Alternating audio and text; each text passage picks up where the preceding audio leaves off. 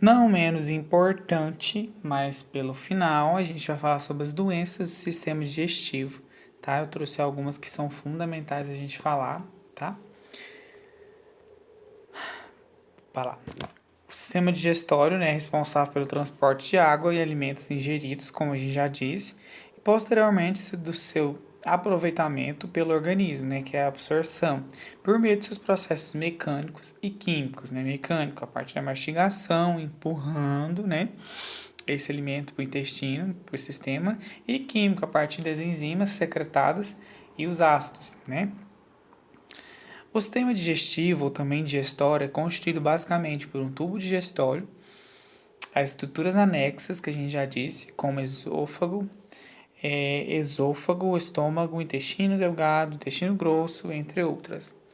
O sistema digestório pode ser cometido por doenças de diferentes gravidades, outras mais potentes, outras menos potentes, alguns por bactérias, fungos ou inflamações, tá? Tais como a gastrite, tá? A gente tem um refluxo, gastrite e refluxo estão bem juntas. A apendicite, dentre outras patologias também. Vamos falar inicialmente com a apendicite, que eu acho uma das mais fodásticas e que leva à morte do paciente muito rápido, tá? Através da infecção. Por quê? It, apendicite. Então, a inflamação da apêndice. Apendicite é a inflamação que ocorre na apêndice, como eu já disse, órgão localizado no seco, primeira porção lá do intestino grosso, tá bom? Provoca dores extremas no paciente, vocês estão entendendo, causando febre, náusea, vômito, falta de apetite e colapso do sistema digestivo. Por quê? É uma infecção, uma inflamação que está presente ali. Então vai criar um colapso desse sistema, tá? A causa da apendicite geralmente é relacionada à absorção do apêndice, tá? Então vai ter a obstrução desse órgão. Esse órgão não é muito usado mais pelo nosso sistema. Na antiguidade, vamos dizer assim, na era da pedra, tá? Era-se usado sim para absorção dos capins, etc. Hoje a gente não faz mais esse uso, né? Então a apêndice perdeu, ela atrofiou, ela não é mais usada, ela é um anexo no sistema que só causa complicação.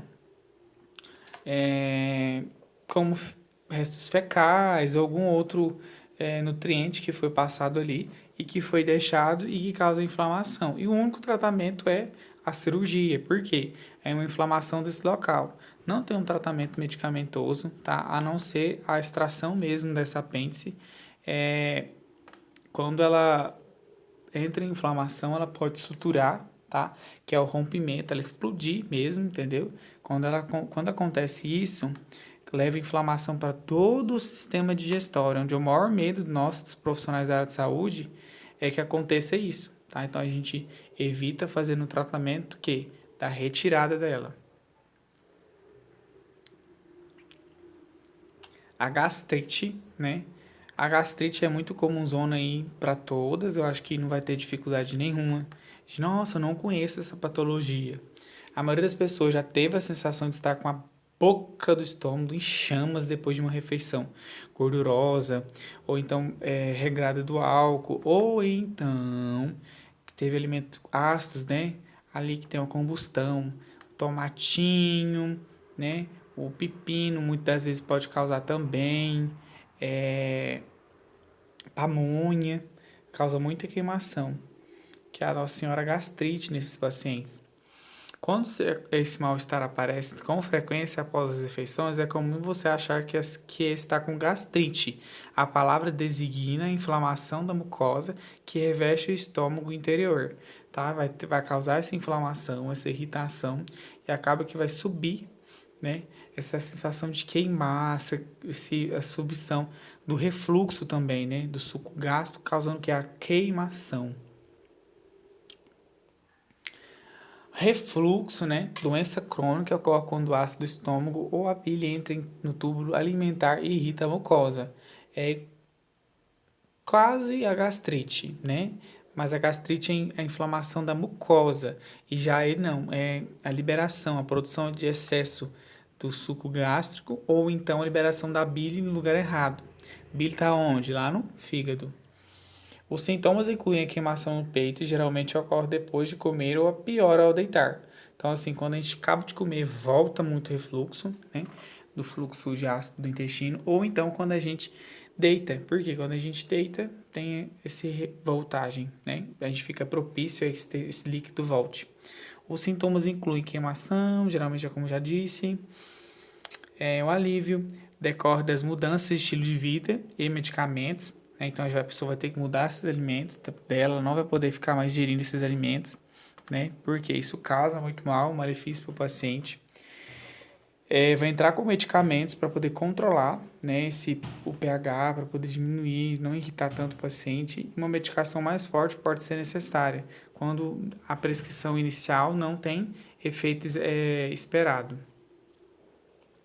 Temos a pancreatite, é uma inflamação do pâncreas. Então, it, mais uma vez, então inflamação do quê? Do pâncreas, que tem o consumo de álcool como principal fator desencadeador da doença. Então, os etilistas, que são as pessoas que bebem muito, vamos dizer assim, eles são propícios a adquirir essa doença, tá?